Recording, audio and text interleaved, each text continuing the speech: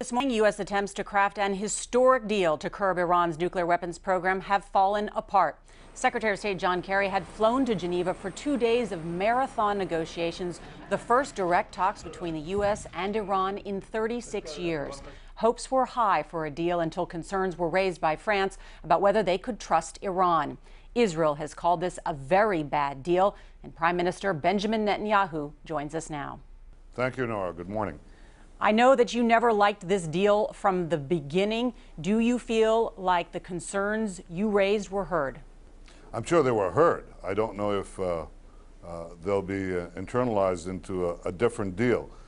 A deal is not an end in itself, and I think Secretary Kerry said the right thing when he said that no deal is better than a bad deal. The deal, as was proposed and described to us by the American sources, and they described it as accurately as they can, means that Iran maintains its capability to enrich material for nuclear bombs. It also maintains another route, the plutonium heavy water route, to make nuclear bombs.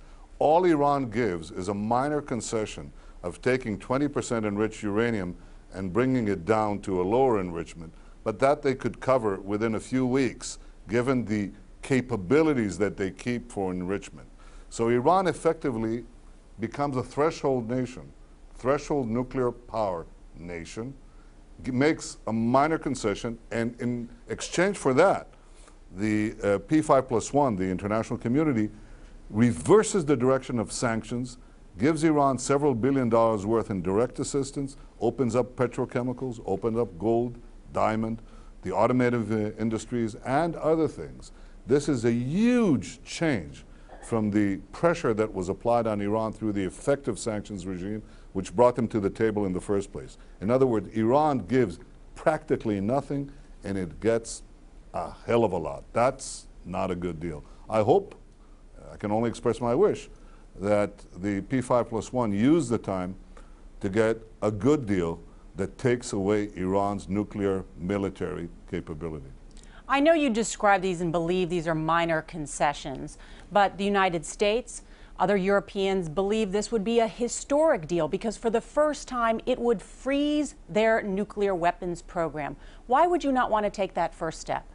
Because the whole thrust of the sanctions and the negotiations has been to get Iran to agree to what the international community has put forward and the Security Council resolution spelled out.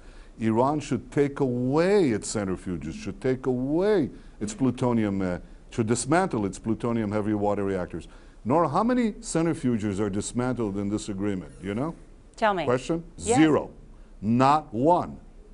Zero. In other words, Iran maintains all its capabilities. It built itself up in the face of international decisions and resolutions. It defied them, went right up to very close to the top, and now it stays there. It doesn't bring down, dismantle one centrifuge. It continues to have the mountains of material from which they can take into the centrifuges and make atomic bombs. All they're doing is taking a little material that they've enriched to a higher degree and bringing it back. That's nothing. And remember, this is a country that has tens of thousands of people in the street chanting "Death to America" the other day.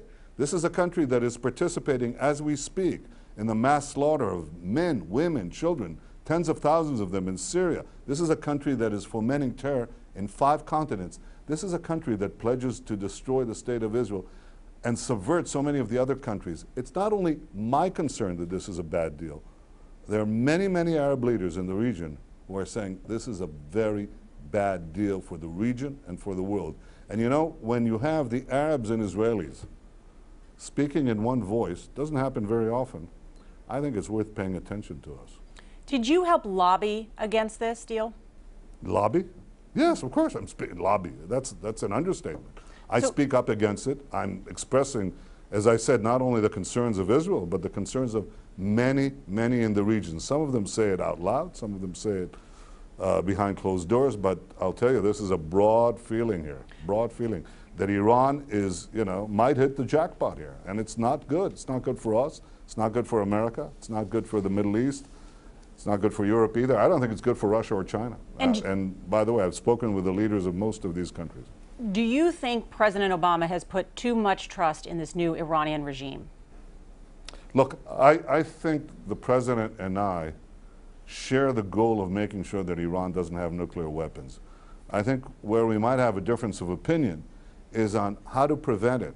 I think that what has been built up over time, sure, the Iranians have built the program over time, but the international community, led, by the way, by the United States, has built up a sanctions program that has been very, very effective. And it's got Iran to come to the table.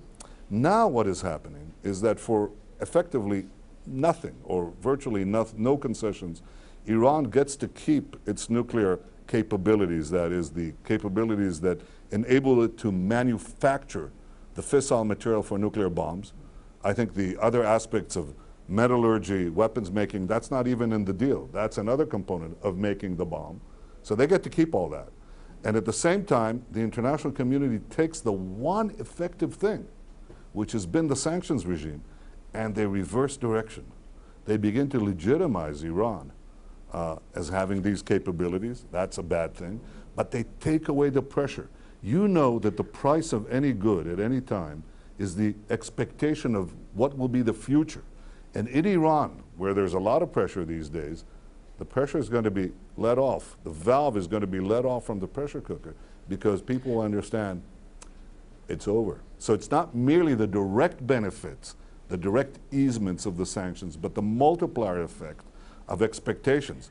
And that's going to relieve the pressure in Iran, and it's going to start, I'm afraid, a scramble in the international community who gets to ease their sanctions with Iran faster. Not a good idea, not a good deal, a very bad deal. Can I ask you, President Obama had said this week, though, that this deal would include very modest relief on the sanctions, and that there would be a freeze that would begin immediately, and then you could deal with the capability later on. Why are you not convinced that that could be the final deal that's reached, that this is a process?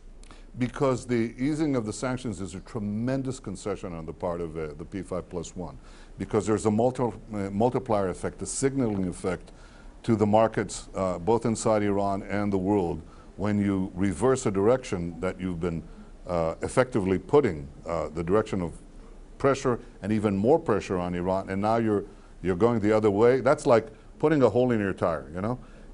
It may not be a big hole, maybe a middle-sized hole or even a small hole, but the air begins to come out, and pretty soon you've got a flat tire. That's what puncturing the sanctions does. And I think that's exactly why the Iranians are interested in this deal, because they give nothing, but they get the hole in the tire of the sanctions, and the air begins to come out. That's what they want. And they're pretty shrewd. But I don't think they're that shrewd. I think we understand it. I think the region understands it. I hope that the P5+1 understand it, because that a bad deal is bad for them too. Ultimately, it's bad for the world. Prime Minister Benjamin Netanyahu, thank you. Thank you.